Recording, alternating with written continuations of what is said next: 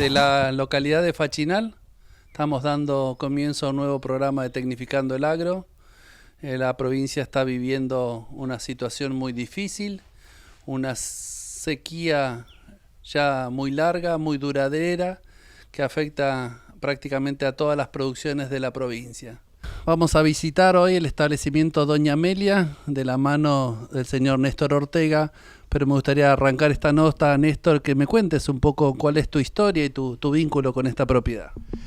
Bueno, la verdad que en función a la actividad que desempeñé hasta hace poco, estuve algunos años en Posadas, nací en El Soberbio, después me trasladé a Andresito, o sea, siempre viviendo en la chacra y en la colonia, así que mi destino era encontrar un lugarcito donde hacer lo que tradicionalmente hicieron mis abuelos y mis padres. Así que estamos instalados acá hace aproximadamente 8 años. Empezamos queriendo desarrollar una actividad que después no se pudo concretar y nos avenimos a lo que tradicionalmente la zona se presta y permite hacerlo, ¿no es cierto?, con mayor eficacia, que es la ganadería ovina. Normalmente quien mira este programa relaciona Misiones con la Tierra Colorada, que desgraciadamente no es la mayoritaria. Contame cómo es en sí tu propiedad en cuanto a superficie, tipos de suelo y qué características tiene, sobre todo en la problemática con el agua. No, básicamente vertientes la propiedad no tiene. Hay un pozo perforado que alimenta todo el funcionamiento del predio. El suelo es rocoso pobre, muy rocoso y muy pobre. Hoy se nota por la sequía eso, pero en condiciones normales de temperatura, ¿viste? A lo que Misiones está acostumbrado con su régimen de lluvia, para la actividad funciona perfectamente, no hay ningún problema. Nosotros tenemos 17 hectáreas en total. Se puede apreciar que prácticamente 2 hectáreas están destinadas a vivienda, galpones, quincho y demás, o sea que para la producción son más o menos 15 hectáreas. Y sobre la misma venimos sosteniendo hasta ahora en promedio 150 cabezas, las cuales, bueno, en este momento no queda otra que alimentarlas, pero en un proceso normal es una pequeña suplementación la que se hace, sobre todo en proteína, ¿no? Contame cuál sería la base forrajera y en cuántos compartimientos, en cuántos potreros tenés dividido esas 15 hectáreas. Hasta ahora veníamos funcionando con pastura natural, con algo de recuperación de esa misma pastura, fertilización un poco, y a partir de este año, mal año, pero a partir de este año decidimos incorporar algunas pasturas. Estamos haciendo algunos lotes de muestreo, de guandú, de mora, de pasto elefante el tradicional, un pasto elefante enano. Sembramos algo de braquiarias, chané, humidícola y unas semillas que conseguimos de aruana, que es una pastura especial para ovejas, y otro pasto denominado maúno. Pero son semillas que hoy están en el suelo sin poder germinar en función de lo que es la sequía, ¿no es cierto?, acá en la provincia. Bueno, justamente ese era el tema. Mucha gente no le gusta mostrar el campo en las situaciones difíciles, pero bueno, nuestro objetivo es mostrar que pese a las dificultades, que la sequía es parte de la naturaleza, uno a veces no la quiere, pero el sistema productivo, más allá de los refuerzos que uno tiene que hacer, sigue produciendo. Indudablemente, hay que remarla, no queda otra. Lógicamente que en lo económico, ¿no es cierto?, no va a ser el mejor año. El incremento de los insumos es exponencial. No quiero hacer referencias a números, pero a modo ilustrativo, el año pasado con 1 kilo de cordero se compraba 2 fardos de alfalfa y sobraba plata. Hoy apenas alcanza para 1. Entonces es una situación circunstancial, la tenemos que afrontar, no se puede dejar que caiga, ¿no es cierto?, el estado corporal de los animales, ni mucho menos sanitario. Nosotros ya estamos otra vez en plena etapa de preñez de las madres. Eso significa que tienen que tener una condición corporal adecuada y bueno, seguimos apostando y haciendo la inversión que hay que hacerla para sostener eso, ¿no? Vemos que hay muy buena infraestructura en el campo, pero me gustaría resaltar todo lo que tiene que ver cuál es la característica de tu perforación, por qué la ubicación del tanque australiano y aproximadamente cuál es el reservorio que puede tener tu tanque. Bueno, el pozo tiene casi 300 metros, funciona con una bomba trifásica que puede levantar 10.000 litros hora. El tanque de ese pozo es de 10.000 litros, pero a la par hay un depósito, ¿no es cierto?, para cerca de 60 o 70.000 litros. Estamos sobre el nivel más alto de la propiedad y a partir de ahí suministramos todo el agua que el predio necesita a través de una pequeña red que hemos instalado, tanto en los potreros como en las instalaciones y los galpones donde los animales comen y pernoctan, ¿no? En condiciones normales, ¿cuál es el manejo que hacen de la hacienda? ¿A qué hora le abren? ¿A qué hora la encierran? ¿Cómo es el manejo diario más allá de la situación excepcional y drástica de la sequía que estamos viviendo? Normalmente se los suelta. Nosotros encerramos todos los días, todas las noches, para no tener problemas, ¿no es cierto?, que es tradicional en la actividad, que son los perros. Los encerramos todas las noches, los soltamos al día siguiente una vez desaparecido el rocío, así que depende de la época del año, a veces un poco más temprano, a veces un poco más tarde, y los encerramos a la tardecita, donde se los suplementa, donde tienen la sal a disposición en los corrales, ¿no es cierto?, donde tienen agua también a disposición para volver sobre el mismo trámite al día siguiente. Tratamos de separar, ¿no es cierto?, en función de que si son borregos y borregas, de que si son madres con cría, madres preñadas. Con un pequeño dispositivo logramos de que desde el primer día el borrego o la borrega que nace tiene la posibilidad de ir a alimentarse en un lugar especial, cosa de que prácticamente a los 30 días uno puede producir un destete sin que el animal sufra ningún tipo de, ¿no es cierto?, de consecuencias por dejar la madre, ¿no? Continuamos en esta recorrida con el señor Néstor Ortega, evidentemente un hombre que a través de su paso al Ministerio del Agro y la Producción de la provincia conoció muchos parajes, además en su vida personal, y muchas producciones. Entonces, un poco es curioso que de todo lo que ha visto durante su trabajo en el gobierno haya elegido ovejas y además haya elegido Santa Inés. Un poco nos contaba que es casualidad, pero también por un amigo de Andresito incursionaste en esto y con esta raza. Sí, la verdad que sí, en función de las condiciones del predio y el acompañamiento de algunos amigos como Elías Osurkiewicz y el hijo, que hace muchos años están haciendo ganadería ovina en Andresito. Básicamente ahí arrancamos. La actividad, nosotros con mi hermano hacemos ganadería desde hace muchísimos años en Andresito, y la ventaja que tiene la ganadería ovina, amén de todo lo ya mencionado, es que son animales de pequeño porte, dóciles, fáciles de manejarlos, así que posibles de ser llevado adelante un número importante en pequeño espacio.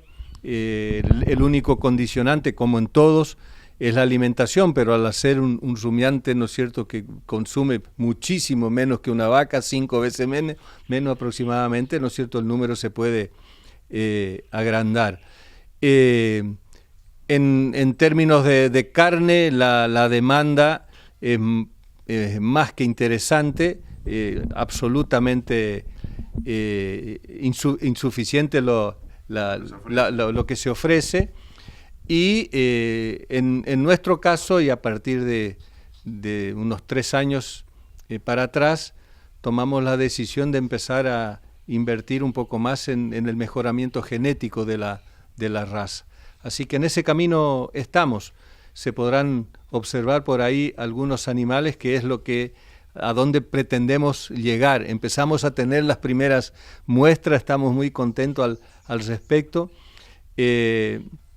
porque es una raza de origen africano que fue mejorada genéticamente mucho por los hermanos brasileños. Hoy Paraguay tiene un desarrollo excepcional también con la raza.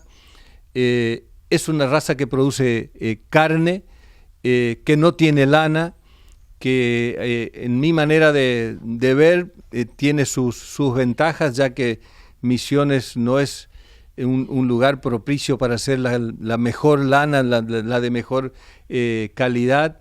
Un animal que no necesita esquila, que puede ser apareado en cualquier época del año, bien alimentada, entre 14 y 21 días la hembra ovula, o sea que el manejo se torna muy fácil y con posibilidades de hacer lo que nosotros, si Dios quiere, el año que viene ya vamos a lograr sin atacar mucho la estructura física de la madre.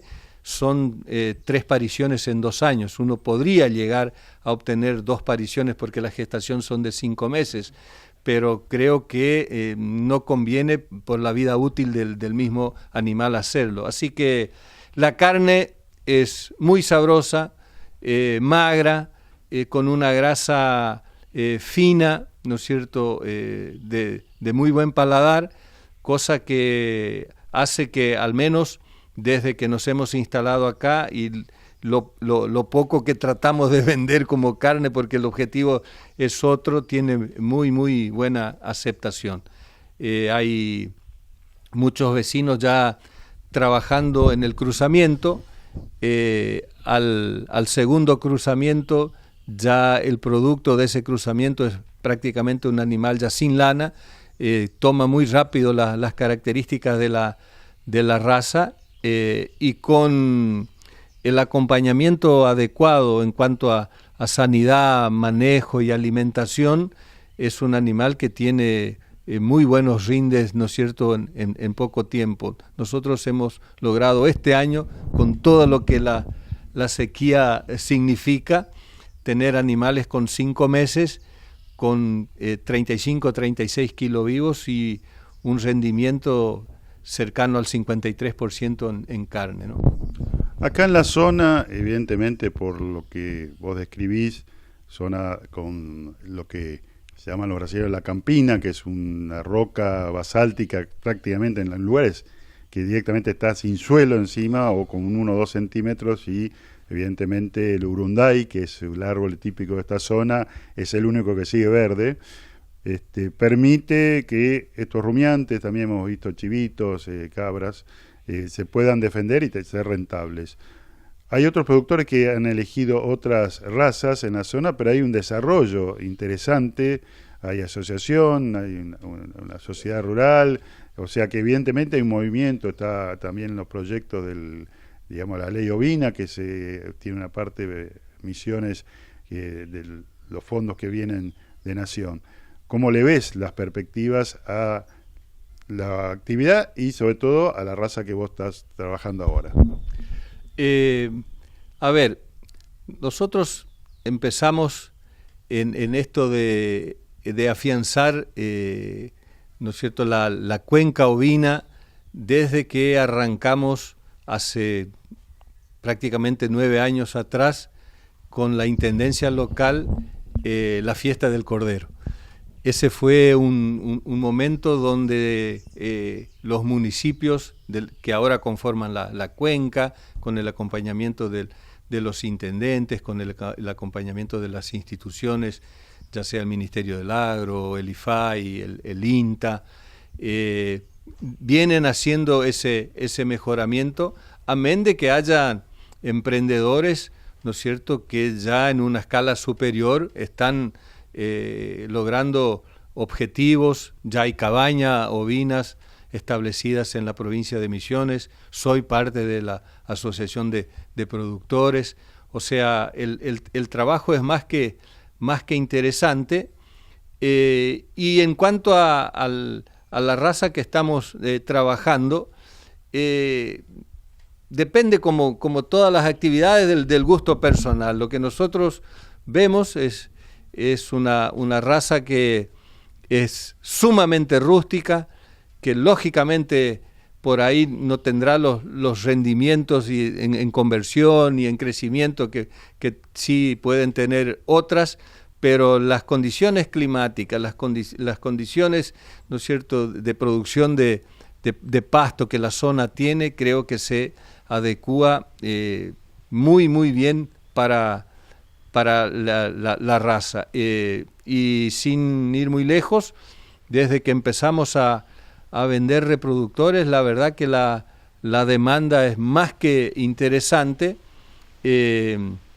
y hay productores prácticamente de toda la provincia proveyéndose tanto de nuestro establecimiento, como también sé que muchos recurren a Andresito, ¿no es cierto?, donde, bueno, hay amigos que hace rato que están en la actividad y también están pudiendo proveer de animales a los productores. La raza está instalada prácticamente en toda la provincia, pero honestamente nos falta un proceso de mejoramiento genético más que urgente y ¿no es cierto?, y grande, por darle algún nombre, para llegar a obtener los resultados que, por ejemplo, se logran en el norte de Brasil o en Paraguay, donde es cuestión de mirar un poquito en los medios y ver el desarrollo que esta raza tiene, ¿no? Seguimos charlando con el señor y amigo Néstor Ortega. Hablabas de genética con Fernando, de las ventajas de la Santa Inés. Pero para vos, ¿cómo sería el reproductor macho Santa Inés ideal para la producción de corderos y de buena genética en esta propiedad? Y es un macho que tiene que estar por encima de los 100 kilos vivos, pudiendo llegar a 120 o 140 kilos, con animales, ¿no es cierto?, que a los 3 o 4 meses se pueda comercializar ya el cordero, que mantenga la rusticidad que los mismos campos ofrecen, y que le sirva económicamente al productor. Lo que se puede lograr con la raza es, si se tiene disposición de pasto, prácticamente la suplementación es nula. Nuestro problema en la provincia son las leguminosas, ¿no es cierto?, y la proteína. Entonces, en eso hay que trabajar, pero obteniendo eso, yo confío plenamente en que los resultados económicos se van a lograr sin duda, ¿no? ¿A qué edad el macho hace su primer servicio y haciendo un buen manejo, no teniendo condiciones drásticas, más allá de la consanguinidad, cuál puede ser la vida útil para un reproductor macho Santa Inés? Lo ideal es a partir del año, pero a partir de los 6 meses ya entran, ¿no es cierto?, a querer preñar.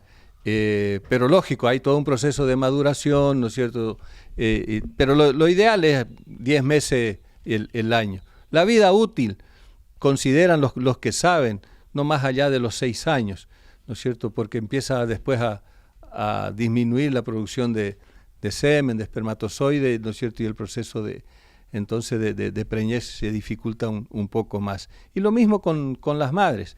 Pero lo habitual de cualquier raza ovina, ¿no es cierto?, el control de los dientes, y ya uno tiene una idea exacta, amén del estado corporal del animal, ¿no es cierto?, de que hasta dónde puede tirar, ¿no?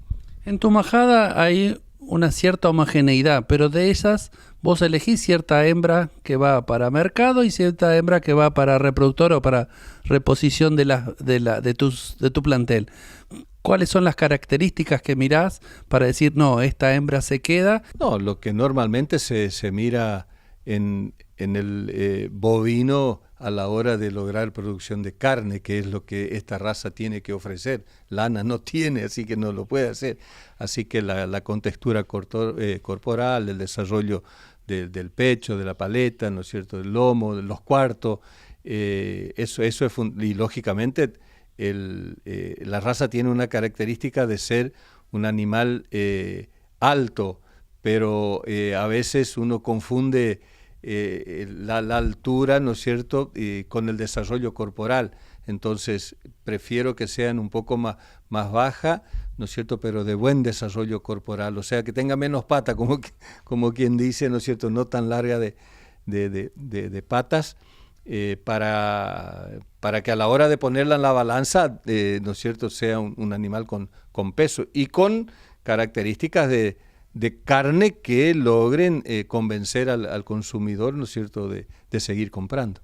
Contame después de una aparición, ¿cuántos celos se deja pasar para volver a encarnar las hembras? Lo que nosotros hacemos es aproximadamente entre 45 y 60 días, o sea, 2 celos dejar que pasen, como para poder darle tiempo a la hembra a que tenga una recuperación, alimentarla bien, suplementar por ahí, ¿no es cierto?, con algunas vitaminas y ¿no es cierto?, dejar que vuelva a estar en buen estado para volver a preñarla, porque eso también después ayuda en el proceso de gestación de la cría, ¿no?